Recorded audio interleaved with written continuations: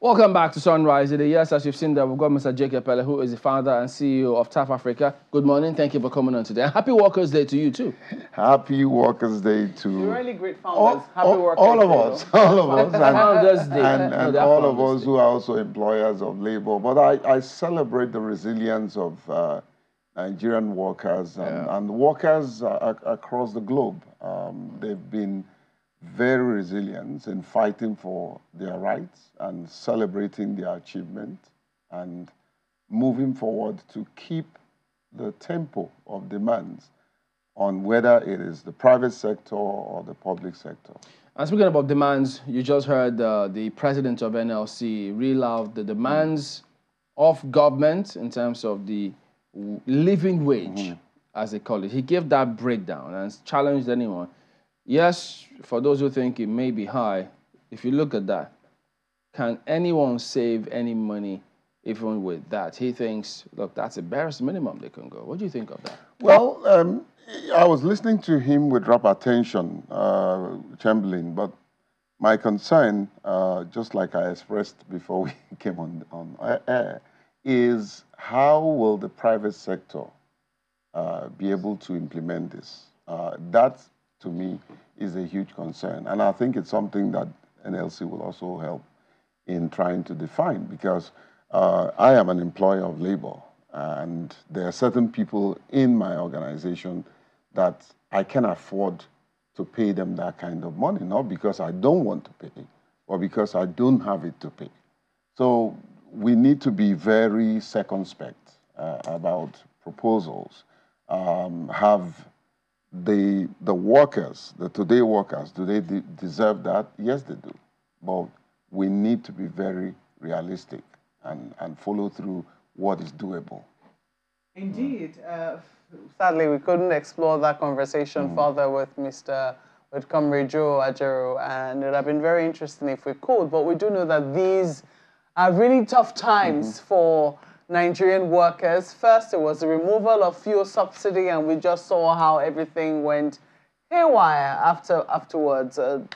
Is it the price of fuel affecting everything? And now we're dealing with the availability. I was just making a comment at the beginning of this program that a lot of workers might find themselves queuing at filling stations today to try and make sure they have something for the rest of the work week.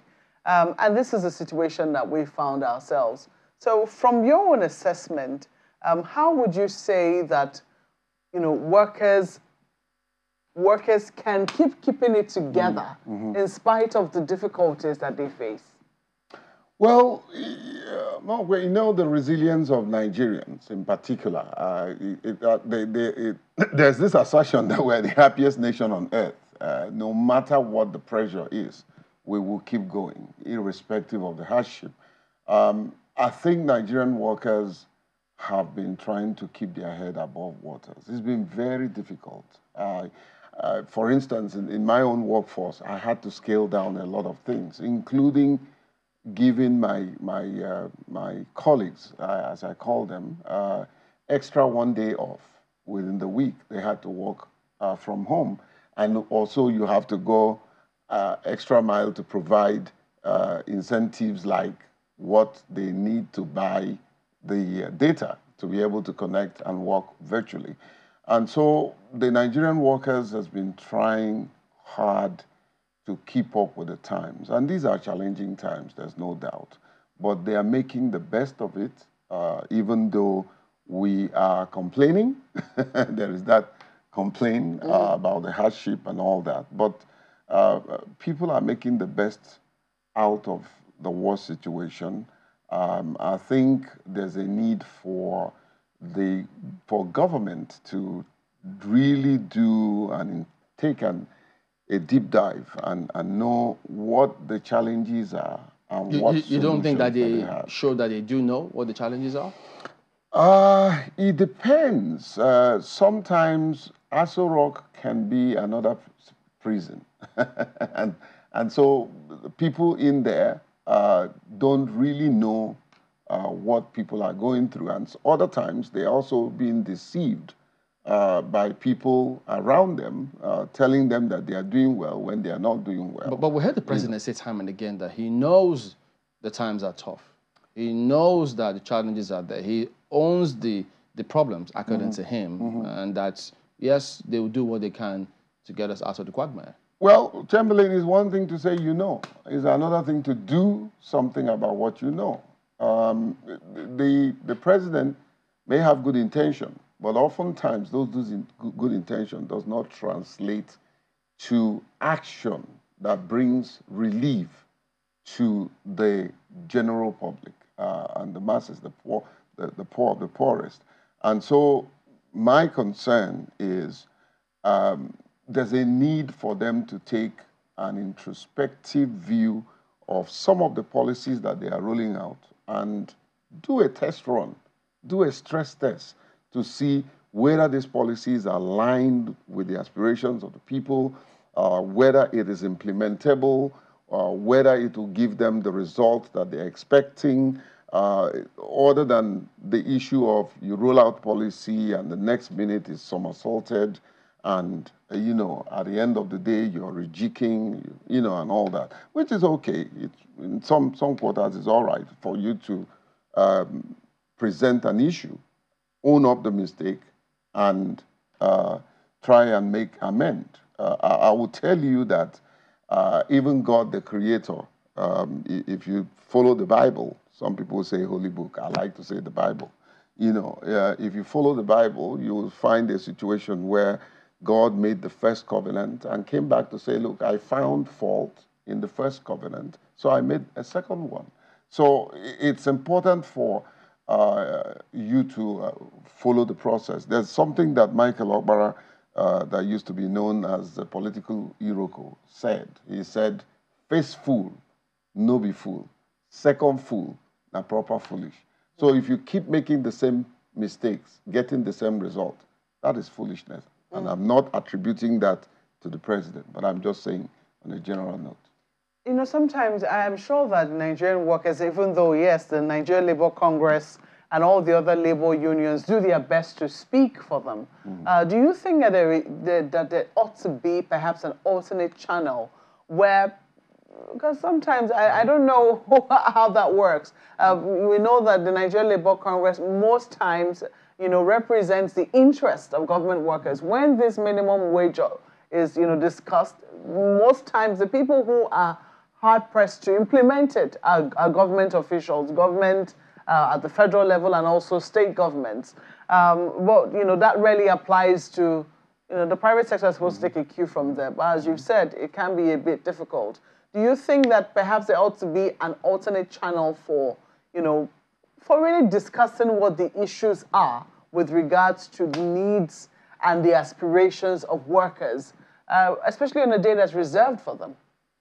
I think, Mawgwe, the labor force is one very trusted channel when it comes to negotiating on behalf of the workers.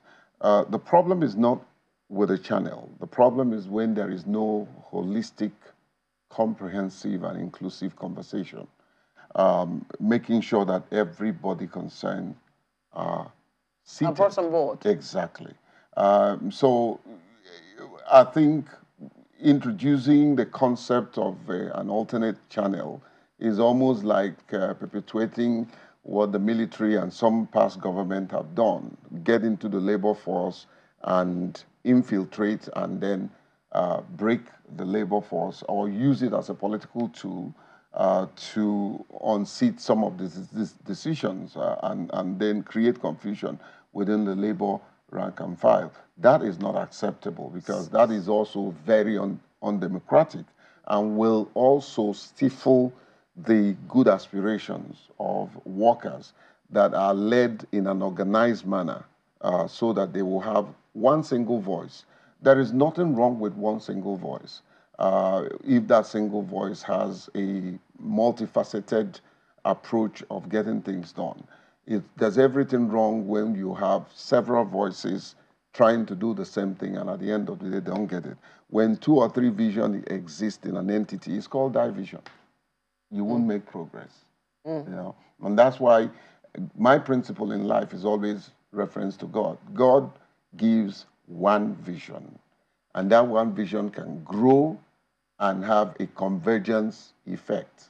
You know, I mean, your channel is number one. There's one channel TV, but several outlets. And it's working systematically, strategically, giving John and the team the result he expects. Thank you. What would you expect government to do in order for them to actually demonstrate that they don't only say that they know what the problems are, but are seen to be doing something to address the challenges? Well, I'm not. I won't claim to be an expert in communication, but if you ask me, I will start with communication. If you don't have strategic and effective, efficient way of communicating your views and letting people know what you want to do, one thing you get is misunderstanding. And when there is misunderstanding, you will find people casting off restraint. And so, first is effective communication. While you're also trying to deliver effective communication, there's a need to look at the content of that communication. Again, I draw my inspiration from the Bible. There's a scripture that says, I will give you a mouth and a wisdom. A mouth represents skillful communication, being able to deliver. A wisdom represents the content with which you deliver that. And that's why the likes of David said, you have made my tongue a pen of a ready writer. You know, and I'm sure, I'm not trying to preach, but I'm sure there are Quranic references to this, just to balance it. But however, you know, effective communication is necessary. Making sure that the policies meets the aspirations and the yearning of everyone, ensuring that those policies are not something you release today and it somersaults tomorrow. So content of that policy is very important, ensuring that ownership, that everyone that you're trying to make policy for will take ownership of that policy and drive it to a conclusion. The other one is proper implementation. You know, I mean, I can go on and on and on. Of the policies? Huh? Yes, yes. If you make policies and those policies are not implemented, they are just nothing but a stack of piece of paper. So, but the challenge is that there's a school of thought that says, look, with respect to policy implementation, yes, you can have good policies, but you have to have people who can implement those policies.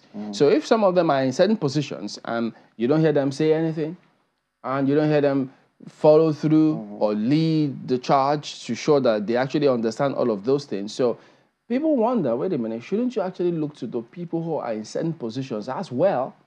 Because if they knew that, I'm sure many of them know that they have to communicate. So, but if they don't know how to proceed, if there were political appointments just to, because you have to, of course, ensure that you also keep your political machinery going. Yeah. Well, so where I'm leading to is, should there be some sort of rejigging of this cabinet to give it a lot more verve and oomph, so to speak? I think, to be honest with you, and boldly, there are non-performers in this cabinet. And the president should do exactly what he said he would do, fire them. I've been employing labor for over 42 years. And one thing that I've learned is that if you can't fire, don't hire. And so people must be bold to tell someone, you're not doing what you're hired to do, therefore you have to leave. You know, and so if you have the wrong person trying to do the right thing and the person doesn't have the knowledge, there's no way that person will deliver. Which of these ministries should we have a spotlight on? Well, have a second look. You are driving me to a point.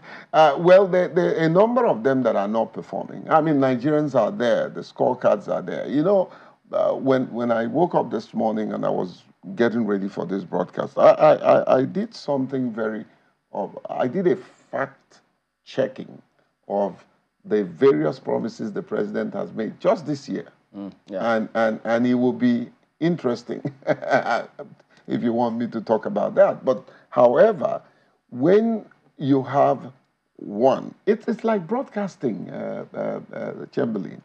If you put the guy who doesn't know what he should do right there on your seat, it will be disaster. It's not a question of saying I can do it. When the time comes, your inadequacies, your incompetence will show. Obvious. So it's not like I want to be seen on TV. A young woman called me the other day. I want to be seen on TV. I want to work in a certain station. And then she said, oh, everybody on that station doesn't know what they are doing. I said, look at you. I'm just talking to you. You're not even giving me the phonetics and that is required in broadcast. And then you're saying everybody doesn't know what they are doing. So the point I'm trying to make is when you're hired to do the work, do the work. If you cannot do the work, the person who hired you that is keeping you there is responsible for your incompetence. Period. I like that. I like the sound of that. But let's go back to the issue of wages, because you have said that what Labour is asking for could be a bit unrealistic when you look at what the private sector, could be able to pay, or, using yourself as an example, as an employer of Labour, especially for the cadres that they're asking for it for. And according to Comrade, he says the practice of minimum wage is something that is obtainable all over the world. We've seen how there's been big arguments in Nigeria as to whether to remove it from the exclusive list and put it on the concurrent list. That is still a subject of debate because some state governors or governments argue that they are unable to pay because the federal government's wage is set too high, and they think that different minimum wage should apply in different states. But Labour argues that no, it's a minimum wage for Nigeria, and it should obtain wherever in Nigeria you are. That is there. But then some people have also argued, why can't this minimum wage be hourly? As we've seen happen in many other climes, we've seen happen in many other places. The examples that we cite, we like to often cite. Minimum wage oftentimes is by the hour. It makes even workers that have regular jobs and, seem to be high up the, the work cadre, sometimes take up these jobs to be able to meet up on their own ends as well. So in Nigeria, why do you think that conversation has been very difficult to have? Again, just to make my point, I'm not going to stay here and be arguing against a huge organization like Labor Force. I'm not of the opinion that what they are saying is not realistic generally. But however, my postulation is that we need to be circumspect to carry along the private sector, all right, that I can guarantee you maybe 40–60% of the private sector employer, like myself, may not be able to pay everybody across board. So you're saying this 615,000, a gate man, that you probably, maybe you hired him or her through an organization, and all you're paying is maybe 60,000 or 70,000, as the case may be, or and I can guarantee you that there are people that I've spoken to that don't even earn up to 40,000, and so, which is sad. It's very, very, very. I mean, sometimes when I go to shop with my wife and I'm telling my wife, I said, we just left here and this is how much we are paying. So I sympathize with even the person that I employed as a driver, how much I'm paying him at the end of the month. That is not even enough to buy certain groceries that I want to buy for my household. So it's going to have some challenges, but while the labor union is pushing on government to do this, they should also please bring the private sectors and have a discussion. How are you going to also implement this? Because once the government implements this and takes it up as a law, you understand, it will be yes, to the private sector. And unfortunately, these private sector don't have the resources to meet the needs of this kind of demands. And I keep saying that it's only in this part of the world that we think that the drivers of economy are the government sector, the public sector. The private sector drives the economy of every nation. The private sector determines what the economic direction. They provide, they have the largest workforce, they are the big spenders, unlike what happens in Nigeria. Government. Well, yeah. Well, government spends a lot in Nigeria, and oftentimes exactly. the private sector looks Which to is government. But that's part of the problem that we have. The government is the big spender, and sometimes, and most times, reckless spender, because what it costs them to run the government, especially even in this government, is unnecessary. It's too much. All right. That didn't quite answer my question, though, because I was asking about paying hourly. Is it something that you've thought about? That if, for instance, a cleaner who works in an organization could work here for a few hours, has a fixed job, and then goes somewhere else to, also make a few more hours, do you think it's something that will ensure that the worker... Of course. Why do you think it's so difficult for us to have that sort of arrangement, especially for workers who are earning at the very minimum? Well, I'm sorry that I didn't address that, but it's practicable. I'm doing it. My cleaner comes in the morning, and by 12 o'clock, she's gone. Goes to another job. She gets paid for that time, both at home and in the office. We had a guy who had been with me for about 11 years. By his grace, I've been able to move him from just being a cleaner to getting some certification, and he's a professional cleaner. So he got to a point, he says, look, I want to go and open up a cleaning business for myself. And I said, okay. He left.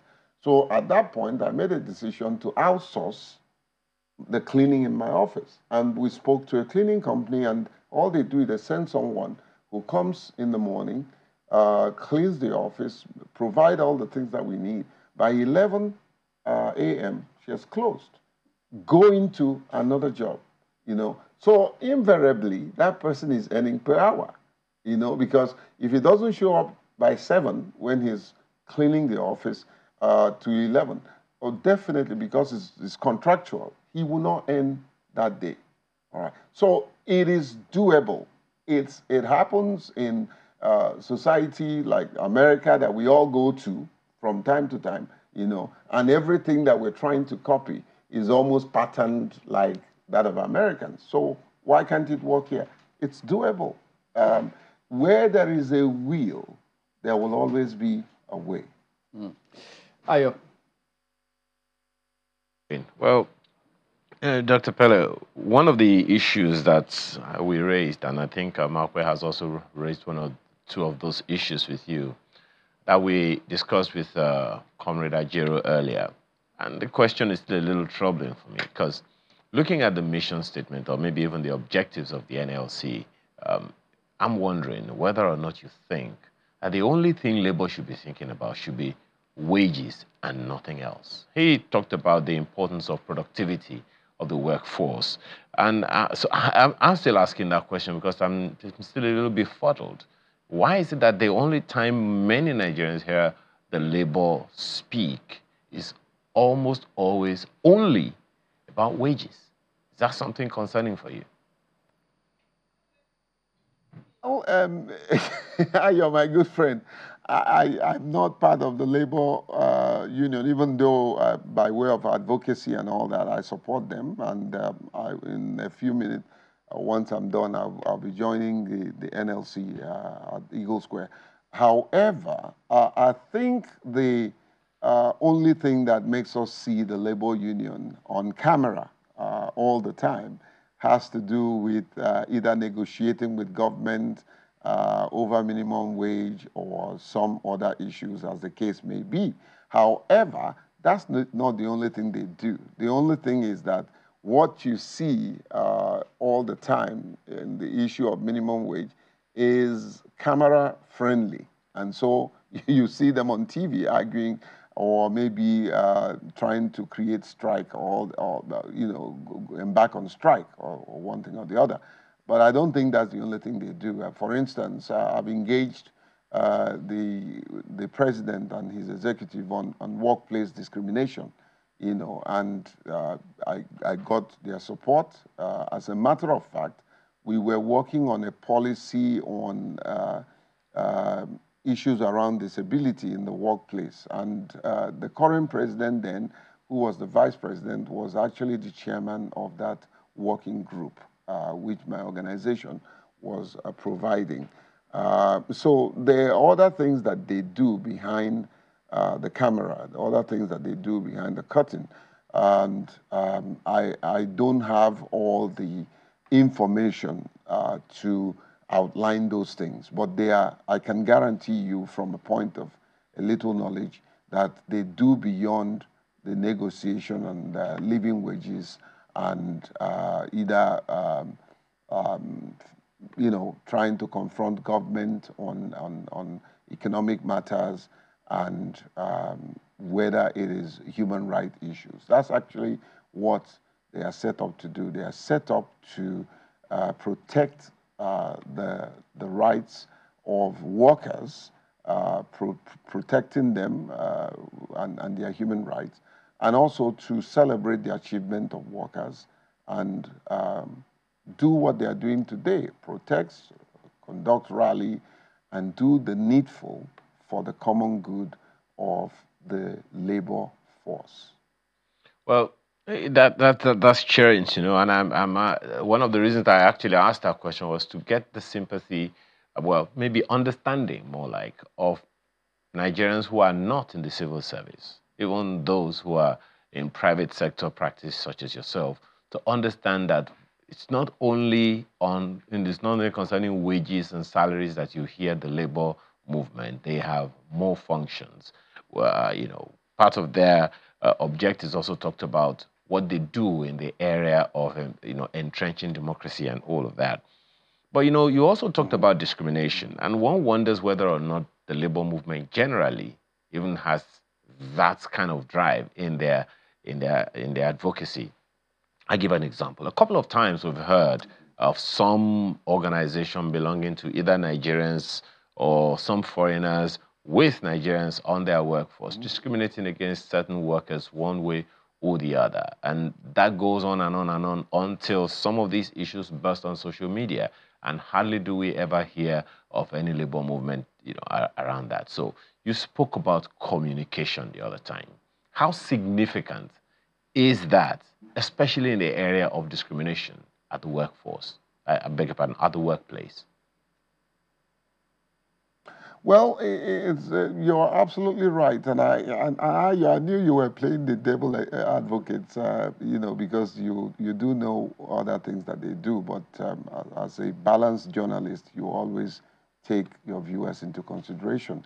You know, the workplace discrimination is a huge issue, and very, very, very little have been done about workplace discrimination, and they are across board, even at private or public institution, you find workplace discrimination entrenched, and you find a situation where the boss feels that he has the sledge, he has the hammer, and he can do and undo, and the rights of people are trampled upon, and they don't find any means to seek redress. And so you're right, many organizations are looking the other way. And I think this is also a clarion call for the labor movement to get more involved in issues around workplace discrimination. It's entrenched within the labor force, and something has to be done about it. Not only workplace discrimination, sexual harassment of women in the workplace. And in some cases, you find women who are also employers of labor creating some sort of harassment against men. And so these things has to be addressed head on, and there's no better time than now. So it's a clarion call for the organized labor to look into other areas. There are several areas, not only issues around discrimination, there's also accessibility, accessible environment, workplace for people. There's also lack of provision of certain basic needs of workers, you know. There is also issue of not paying their entitlement, issues of not giving them, you know, simple things like leave and leave allowances, you know. And in the other way, there's also the issue of the employees not behaving well. So there has to be a balance.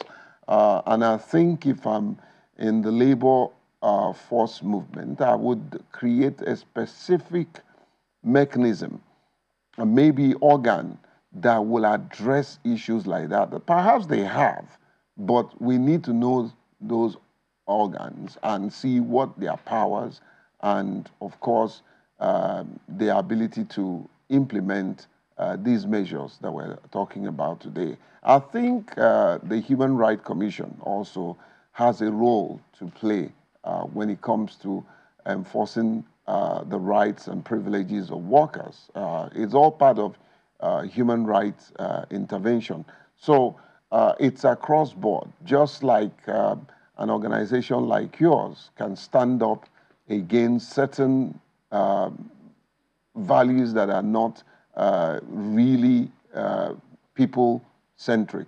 I think it's everybody's business to ensure that workplace discrimination is holistically addressed.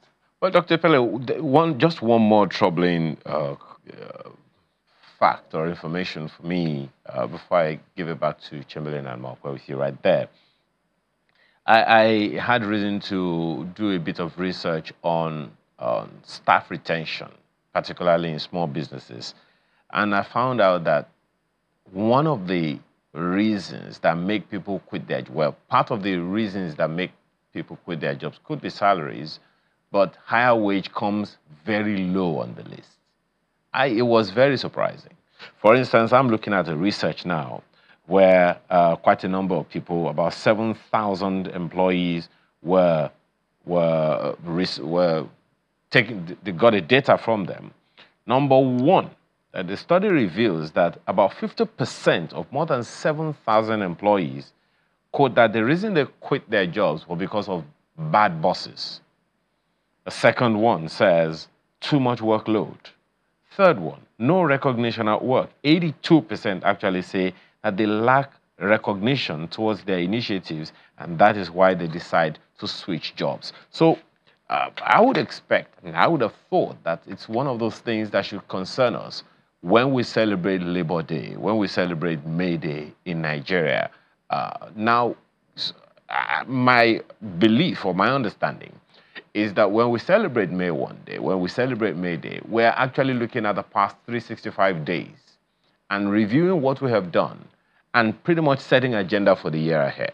So in the light of what we have now, based on research, this is research-based information, do you see anything that labor can or should do about it? The employers themselves should do about it, maybe at the federal, state, or even private sector levels, that are not being done right now, or that we are just paying lip service to, or as Chamberlain would say, paper over cracks?